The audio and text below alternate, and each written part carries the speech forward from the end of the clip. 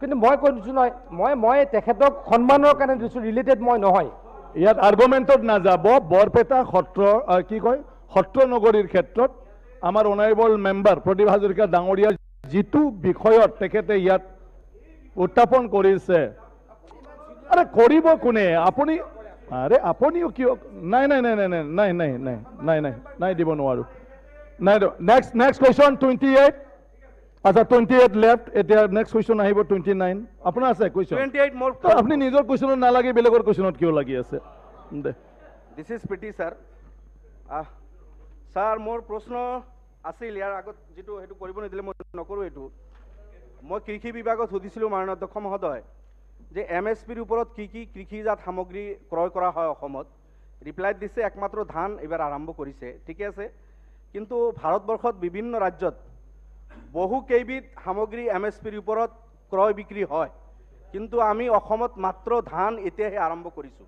গতিকে মন্ত্ৰী মহোদয়ৰ মোৰ আহ্বান থাকিব যে এই ফাইনেন্সিয়েল ইয়াৰ আমি ভাৰতবৰ্ষৰ অন্যান্য ৰাজ্যত যিবোৰ সামগ্ৰী MSPৰ ওপৰত কিনা হয় আৰু সেই সামগ্ৰী আমাৰ অসমতো আছে, মাকৈ আছে, আমাৰ পটাটো আছে, মৰাপাট আমাৰ অসমত আছে, আৰু যিবিলাক সামগ্ৰী আমাৰ আছে এইবিলাকৰ ওপৰতো MSP ধাৰ্য কৰি MSPৰ ওপৰত খৰিদ কৰা হ'বনে নাই, এই উত্তৰটো মই মন্ত্ৰী মহোদয়ৰ পৰা বিচাৰিম। আৰু খেতিয়কসকলে মাননীয় অধ্যক্ষ মহোদয় খেতি কৰিবলৈ গৈ এই বছৰ আমি দেখিছোঁ ইউৰিয়া সাৰৰ ইমান নাটনি, ডিলাৰসকলে সাৰ পাই আছে। মোৰ বৰপেটা জিলাৰ বৰপেটা ৰোডত 4-5জন ডিলাৰ আছে, তেখেতসকলৰ ওচৰত যথেষ্ট পৰিমাণে সাৰ আহে, কিন্তু যিসকল খুচৰা বিক্ৰী কৰা দোকানী আছে তেখেতসকলে গ'লে কমকৈ দিয়ে আৰু অতিৰিক্ত মূল্যলৈ দিয়ে। যিটো প্ৰিণ্ট আছে, আপোনাৰ যিটো মূল্য আছে, চৰকাৰী মূল্য ধাৰ্য কৰা আছে, তাতকৈ পাৰ কুইণ্টেলত কুইণ্টেল নাথাকে, 45 কেজি 50 কেজিৰ বেগ থাকে।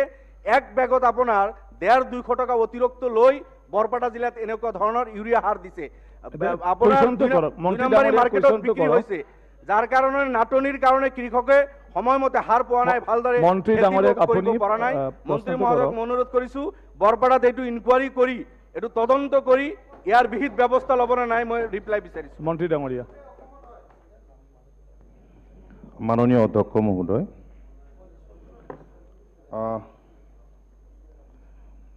সন্মানীয় সদস্য ৰফিকুল ইছলাম ডাঙৰীয়াই ঠিকেই কৈছে যে ভাৰতবৰ্ষৰ বিভিন্ন ৰাজ্যত ধানৰ উপৰিও পেডি প্ৰকিউৰমেণ্টৰ উপৰিও অন্যান্য কৃষিজাত সামগ্ৰীও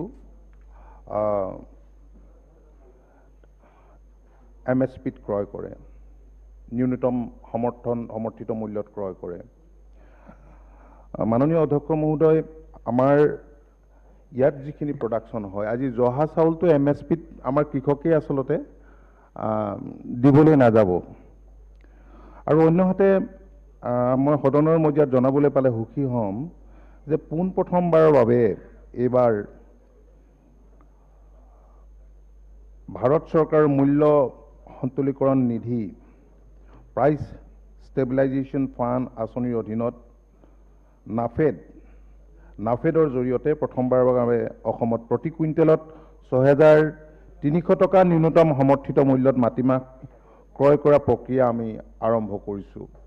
মই সন্মানীয় সদস্যসকলৰ সহযোগিতা বিচাৰিছোঁ আৰু সন্মানীয় সদস্যসকলে জনে কোৱাৰ দৰে খাৰিফত ধান, জোৱাৰ, বজ্ৰা, মাকৈ, ৰাগি, ৰহৰ, মগু, মাটিমাহ, কপাহ, বাদাম, সূৰ্যমুখী ফুলৰ গুটি, সয়াবিন, তিল আৰু গুজি তিল, ঘেঁহু, বাৰ্লি, বুটমাহ, মচুৰ, সৰিয়হ, ছানফ্লাৱাৰ আৰু তুৰিয়া, নাৰিকলৰ শুকুওৱা হাঁহ, কপৰা, বাকলি গুচোৱা শুকান নাৰিকল আৰু মৰাপাট, এনেধৰণৰ 24 বিধ খাৰিফ তথা ৰবি শস্যৰ ন্যূনতম সমৰ্থিত মূল্য MSP ভাৰত চৰকাৰে ঘোষণা কৰি আহিছে। গতিকে আমি পৰ্যায়ক্ৰমে আমি চেষ্টা কৰিম খেতিয়কৰ যদি লাভ হয় ন্যূনতম সমৰ্থিত মূল্যত এইসমূহ ক্ৰয় কৰিবলৈ। আৰু মই সদনৰ মজিয়াত এই কথাটো জনাবলৈ পালে সুখী হ'ম, যোৱাকালিও পেডি প্ৰকিউৰমেণ্টৰ ওপৰত যথেষ্টখিনি আলোচনা হৈছিল। সন্মানীয় মন্ত্ৰী ৰঞ্জিত কুমাৰ দাস ডাঙৰীয়াই ইয়াৰ উত্তৰত কৈছিল, আৰু যোৱাকালিলৈকে টোটেল আমি প্ৰকিউৰমেণ্ট কৰিছিলোঁ, যোৱাকালি নহয় তাৰ আগদিনালৈকে 90,422 মেট্ৰিক টন। এতিয়া 98,000 98,000তকৈ যোৱাকালিৰ দিনটোত পাৰ হৈছে 98,422 মেট্ৰিক টন আৰু টোটেল ফাৰ্মাৰ্ছ যিসকলে পেডি ইতিমধ্যে প্ৰকিউৰ কৰিছে 13,731 জনে প্ৰকিউৰ কৰিছে আৰু 73,029 জনে ৰেজিষ্টাৰ কৰিছে আৰু এই হিচাপত চাবলৈ গ'লে আমি অহা দিনবিলাকত আমি বহুতখিনি আমি ক্ৰয় কৰিব পাৰিম এতিয়ালৈকে total paddy available with registered farmers হৈছে 4,23,749 আৰু তেখেতে এটা গুৰুত্বপূৰ্ণ বিষয় লগতে আনুষংগিক গুৰুত্বপূৰ্ণ বিষয় এটা উত্থাপন কৰিছে সেইটো হৈছে হাৰৰ ওপৰত আমি এই বছৰ হাৰ সম্পৰ্কত হাৰ সাপ্লাই সম্পৰ্কত হাৰ বাহিৰত বিকাৰ সম্পৰ্কত যিবিলাক অভিযোগ ৰাজহুৱাভাৱে উত্থাপিত হৈছে বা সংবাদ মাধ্যমত প্ৰকাশ হৈছে সেইবিলাকৰ ওপৰত আমি এনকুৱাৰী কৰিছোঁ বিভাগীয় এনকুৱাৰী মাননীয় মুখ্যমন্ত্ৰীয়ে অনুসন্ধান দিছে আৰু ষ্ট্ৰীমলাইন কৰিবৰ কাৰণে আমি কেতবোৰ ব্যৱস্থা লৈছিলোঁ কিছুমান লোকৰ আইডিয়া আছে আমি জানো ৰিটেইলাৰ কিছুমান আছে হোলচেলাৰো আছে এইবিলাকে আচলতে বিভিন্ন ঠাইত অধিক মূল্যত বিক্ৰী কৰাৰ খবৰ আমালৈ আহি আছে গতিকে সেইবিলাক আমি অনুসন্ধান কৰি বিহিত ব্যৱস্থা ল'বলৈ আমি চেষ্টা কৰিছোঁ আৰু বৰপেটাত যি অভিযোগ আছে আমি বহুত আইডি ইতিমধ্যে 1200 মান আমি ছাছপেণ্ড মানে কেঞ্চেল কৰিছোঁ গতিকে নতুন ব্যক্তিক যোগ্য ব্যক্তিক যি এলিজিবল যি ক্ৰাইটেৰিয়া ঠিক কৰি দিয়া হৈছে বিভাগৰ পৰা সেইসকলক খুব কম দিনৰ ভিতৰতে আমি এইখিনি দিয়াৰ ব্যৱস্থা কৰিম ধন্যবাদ সেকেন্ড আৰু কিবা আছে আছে আৰে ইমান লম্বা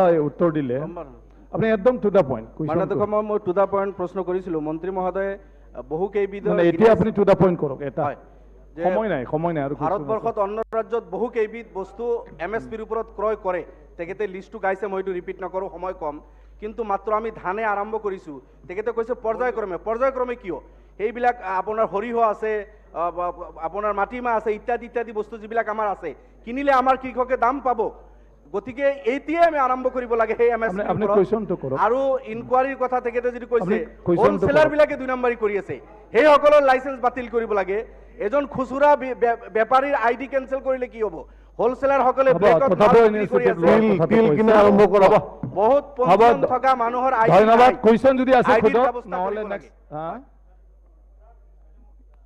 তো ঠিক আছে পদ্ম হাজৰিকা অধ্যক্ষ ডাঙৰীয়া MSPৰ জৰিয়তে যিটো ধান ক্ৰয় ব্যৱস্থা কৰিছে আমিও দাবী জনাইছোঁ যে চৰকাৰলৈ আহ্বান জনাইছোঁ যে বাকী সামগ্ৰী উৎপাদিত সামগ্ৰীও যাতে ক্ৰয় কৰাৰ ব্যৱস্থা কৰে সাৰৰ ক্ষেত্ৰত যিটো চলি আছে মাজে মাজে যোৱা বছৰটোত মুখ্যমন্ত্ৰী ডাঙৰীয়াই যিটো পদক্ষেপ গ্ৰহণ কৰিছে এটা শক্তিশালী পদক্ষেপ গ্ৰহণ কৰিছে যে কৃষকে যাতে উচিত মূল্যত সাৰ পায় আৰু নৰ্থ বেংকৰ কথাটো মই বিশেষকৈ মন্ত্ৰী ডাঙৰীয়াক আপোনাৰ জৰিয়তে জনাওঁ যে নৰ্থ বেংকত সাৰ কিন্তু আগতে পোৱা নাছিলে আমি জনাত আগতে সাৰ পোৱা নাছিলে যোৱা বছৰ আমাৰ চৰকাৰৰ তৎপৰতাত মুখ্যমন্ত্ৰী ডাঙৰীয়াই যিটো ব্যৱস্থা গ্ৰহণ কৰিলে শোণিতপুৰ জিলাৰ ডেকাগাঁও লখিমপুৰ এই নৰ্থ বেংক বা উজনিত সাৰ পোৱাৰ ব্যৱস্থাটো হৈছে আৰু 50,000ৰ ওপৰ ক্ষুদ্ৰ চাহ খেতিয়ক নৰ্থ বেংকত আছে সাৰ পাবলৈ যোৱাবাৰহে তেওঁলোকে ভালকৈ সাৰ পাবলৈ সক্ষম হৈছে গতিকে এইবাৰ যাতে এই সাৰ পোৱা ব্যৱস্থাটোত আকৌ বেমেজালি নাহে তাৰ কাৰণে মন্ত্ৰী ডাঙৰীয়াই চোকা দৃষ্টি দিবলৈ আপোনাৰ জৰিয়তে অনুৰোধ জনালোঁ মাননীয় অধ্যক্ষ মহোদয় সন্মানীয় সদস্য পদ্ম হাজৰিকা ডাঙৰীয়াই তেখেতে নিজে কৈছে যে যোৱা বছৰ এইখিনি ঠিক হৈছে মাননীয় মুখ্যমন্ত্ৰীয়ে যিবিলাক হোলচেলাৰ আছিল হোলচেলাৰবিলাকৰ লগত পোনপটীয়াকৈ আমি একেলগে বহি তেখেতৰ উদ্যোগত আমি আলোচনা কৰিছিলোঁ ইয়াৰ পিছতো আমি কেইবাবাৰো তেওঁলোকৰ লগত মিলিত হৈছোঁ যাতে আমি প্ৰয়োজন অনুসৰি আমি সকলো ঠাইতে ৰাজ্যখনৰ য'ত য'ত খেতিয়কক প্ৰয়োজন হয় সেইখিনি সাৰ নিয়মমতে যাতে আমি যোগান দিব পাৰোঁ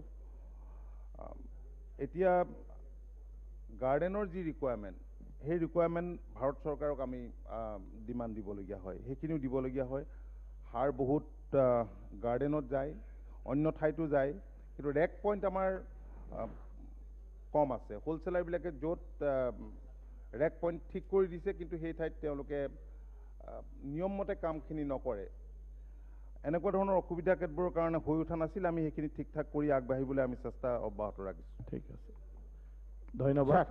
Zakir sir, Hussain, sir, Zakir sir, Hussain, এক মিনিট। জাকিৰ স্যাৰ, হোসেন, নাই নাই পাৰ্টি আছে, জাকিৰ হোসেন। মই প্ৰথমত কৈছোঁ স্যাৰ, ইম্পৰ্টেণ্ট স্যাৰ। সকলোৱে দুইজনে পাই কি কৰিব? জাকিৰ হোসেন। স্যাৰ মোক অলপ দিব, আৰে, আধা অলপ মিনিট দিব নাথাকে স্যাৰ, নহয়, আধা মিনিট অলপ। দিব। জাকিৰ হোসেন, জাকিৰ অধ্যক্ষ ডাঙৰীয়া, ইতিমধ্যে কৃষিমন্ত্ৰী ডাঙৰীয়াই ইউৰিয়া হাৰৰ ওপৰত যিখিনি কথা কৈছে তেখেতে তদন্ত কৰা বুলি কৈছে, কিন্তু আপোনাৰ জৰিয়তে তেখেতক প্ৰতি অনুৰোধ জনাম যে তদন্তৰ প্ৰতিবেদনত কি হ'ল, তদন্তৰ প্ৰতিবেদন ৰাজহুৱা কৰিব লাগে। কাৰণ আমাৰ হাতত খবৰ আছে আৰু এই কথাবিলাক বিভাগক আমি আগতেও বহুবাৰ অৱগত কৰিছোঁ যে বৰপেটা জিলাৰ যিখিনি ইউৰিয়া হাৰৰ ডিলাৰ আছে সেই ডিলাৰৰ পৰা ভূটানলৈ ইউৰিয়া সাৰ বিক্ৰী কৰে, ৱেষ্ট বেংগলত ইউৰিয়া সাৰ বিক্ৰী কৰে, নাগালেণ্ড অৰুণাচলত ইউৰিয়া সাৰ বিক্ৰী কৰে। গতিকে এই কথাবিলাক কেৱল তদন্ত কৰি সামৰি থাকিলে নহ'ব, ইয়াৰ উপযুক্ত ব্যৱস্থা ল'ব লাগিব। গতিকে আপোনাৰ জৰিয়তে আজি মাননীয় মন্ত্ৰী ডাঙৰীয়াৰ প্ৰতি আহ্বান জনাইছোঁ, চৰকাৰৰ প্ৰতি অনুৰোধ জনাইছোঁ, ইউৰিয়া সাৰৰ যিটো কেলেংকাৰী তাৰ কাৰণে তদন্ত ঘোষণা কৰিব লাগে আৰু তদন্ত ৰাজহুৱা কৰিব লাগে, আৰু সেই ক্ষেত্ৰত দৰকাৰ হ'লে বিধায়কবিলাকৰো সহযোগ ল'ব লাগে। মন্ত্ৰী ডাঙৰীয়া। মাননীয় অধ্যক্ষ মহোদয়, আপোনালোকে সকলোৱে নিশ্চয় গম পাইছে যে নামৰূপ ফাৰ্টিলাইজাৰৰ কেইগৰাকীমান বিষয়া এনেধৰণৰ কেতবোৰ অভিযোগ থকাত তেওঁলোকৰ ওপৰত ইতিমধ্যে আইনী ব্যৱস্থা গ্ৰহণ কৰিছে আমাৰ চৰকাৰে। মাননীয় মুখ্যমন্ত্ৰীয়ে এই ক্ষেত্ৰত বিশেষভাৱে উদ্যোগ লৈছিল। আৰু আপোনালোকৰ যদি কিবা ইনফৰ্মেশ্যন আছে এনেকুৱা ধৰণৰ খেলি মেলি কৰাৰ, সাৰৰ যদি তেওঁলোকে ভূটানত ক'ৰবাত পঠাইছে, অৰুণাচলত পঠাইছে, মিজোৰামত পঠাইছে, তেনেকুৱা খবৰ পালে আপোনালোকে যদি জনায় তেতিয়াহ'লে নিশ্চিতভাৱে গভৰ্ণমেণ্টে এই ক্ষেত্ৰত ব্যৱস্থা গ্ৰহণ কৰিব। পবিত্ৰ বিধানসভাত উপযুক্ত প্ৰমাণ সহকাৰে কথাখিনি কৈছে, গতিকে আছে আপুনি তদন্ত ঘোষণা কৰক। আছে, আপোনালোকে তদন্ত ঘোষণা কৰিলে গোটেইখিনি ওলাই যাব। নাই তদন্ত হৈছে। আজিলৈকে বৰপেটা জিলাত আৰু বজালী জিলাৰ ডিলাৰৰ ওপৰত কোনো ব্যৱস্থা হোৱা নাই, তেওঁলোকে উঠি ৰজা বহি ৰজা হৈ আছে। মাননীয় অধ্যক্ষ মহোদয়, এই কথাটো মই সদনৰ মজিয়াত ক'বলৈ পালে ভাল পাম যে আমি দায়িত্ব লোৱাৰ পাছত সাৰৰ যোগান যাতে নিয়মীয়া হয়, কোনো অসৎ দুষ্কৃতিকাৰী সাৰ ব্যৱসায়ী যাতে আমাৰ সাৰবিলাক বাহিৰলৈ প্ৰেৰণ কৰিব নোৱাৰে তাৰ কাৰণে যাৱতীয় ব্যৱস্থা যোৱা 6টা বছৰত গ্ৰহণ কৰা হৈছে।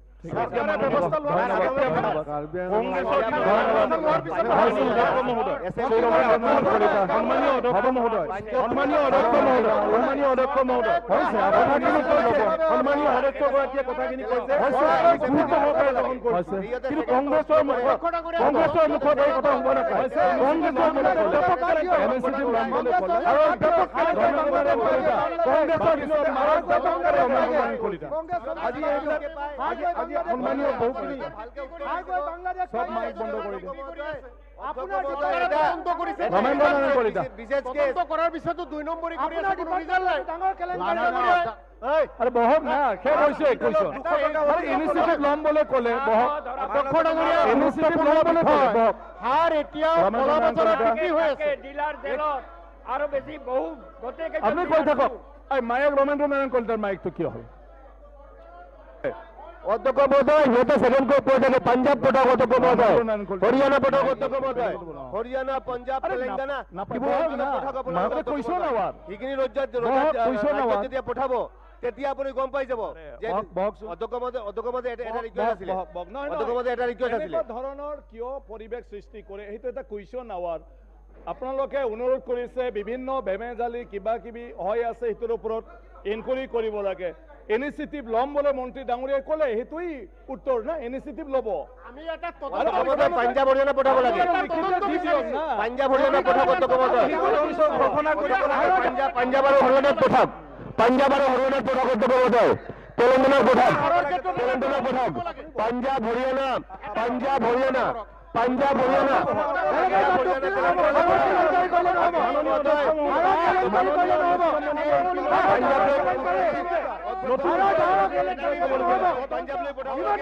মাননীয় মুখ্যমন্ত্ৰীয়ে ইতিমধ্যে তেনেধৰণৰ বহু অভিযোগৰ অনুসন্ধান কৰি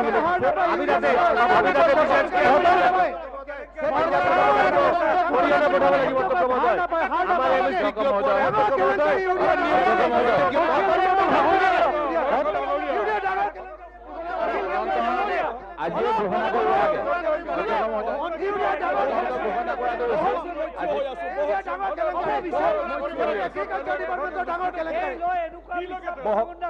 সকলোৱে বহক। সন্মানীয় সদস্য অখিল গগৈ, আপুনিও বহক না, মই কৈ আছো শুনক। সন্মানীয় সদস্য, লাইফত চবে দেখি আছে আৰু বিচাৰটোতো বাহিৰত কৰিব যে তেওঁলোকক কি লাগে, ৰাইজক কি লাগে। আৰে চাওক আপুনি বহকচোন।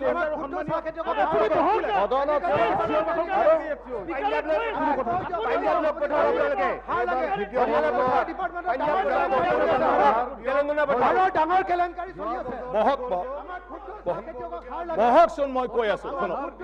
আৰে অখিল গগৈ ডাঙৰীয়া বহক। মই স্পীকাৰ থিয় হৈ আছো, মই থিয় হৈ আছো, আপোনালোকে বহকচোন। আৰে আপোনালোকে বহকচোন। মই স্পীকাৰ যেতিয়া বহি আছো, আপোনালোকৰ লিডাৰসকলক সুধি লওক না, জুনিয়ৰ মানুহ আপোনালোকে চিনিয়ৰক সুধি লওক। এনেকুৱা ব্যৱহাৰ কৰিব নাপায় নিজৰ মাজত। ইয়াতো 1 নম্বৰ চিটিজেন আছে চব। 3.5 কোটি মানুহৰ ভিতৰত 126 জনক ইয়াত পঠাই দিছে, যি 126 জনৰ দায়িত্ব আছে সেই দেশখনক চলাই লৈ যোৱাৰ, ইয়াৰ নাগৰিকক চলাই যোৱাৰ। ৰাইজৰ লগত যদি আছে শুনক না কথাটো। আৰে শুনক না, সদায় কিয় থিয় হয়? বহকচোন।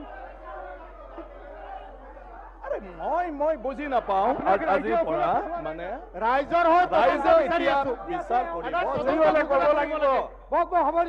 আপোনালোকে কথা শুনক।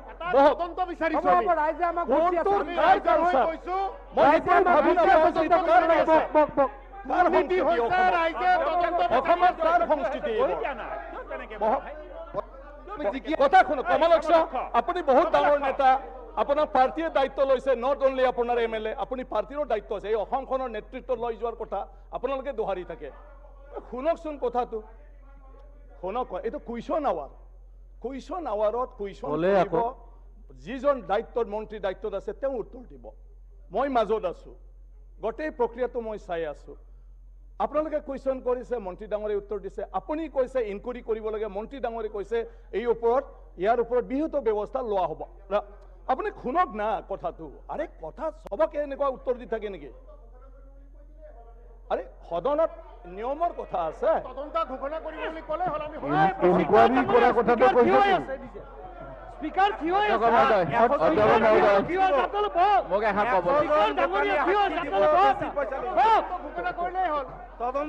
কৰিব লাগে। তদন্ত অধ্যক্ষ মহোদয়, এইটো বহুত ডাঙৰ কেলেংকাৰী। নাই অধ্যক্ষ মহোদয়, এইটো সৰু সুৰা কেলেংকাৰী নহয়, বহুত ডাঙৰ কেলেংকাৰী। অধ্যক্ষ মহোদয়, অসমৰ খেতিয়কে হাৰ নাপায়, অসমৰ ক্ষুদ্ৰ চাহ খেতিয়কে হাৰ নাপায়। অধ্যক্ষ মহোদয়, বহুত ডাঙৰ কেলেংকাৰী। আমি এনে আহিছো নেকি? 2 নম্বৰ কাৰ্যসূচী হাতত লৈছো। যোৱা 14 মাৰ্চ 2022 কাৰ্য উপযোগী সমিতিৰ বৈঠকৰ সিদ্ধান্ত মৰ্মে ন্যূনতম মঞ্জুৰি তথা অগ্ৰাধিকাৰ ব্যৱস্থা কৰিবলৈ বাছনি কৰা ক্ৰমানুসাৰে ব্যৱস্থা কৰিব সিদ্ধান্ত লোৱা হয়। মঞ্জুৰি দুটা হ'ল শিক্ষা আৰু পদ আৰু দলং।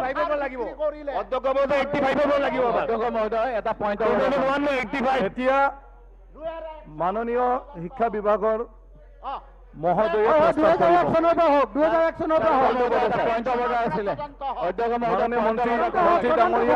প্ৰস্তাৱ কৰিব।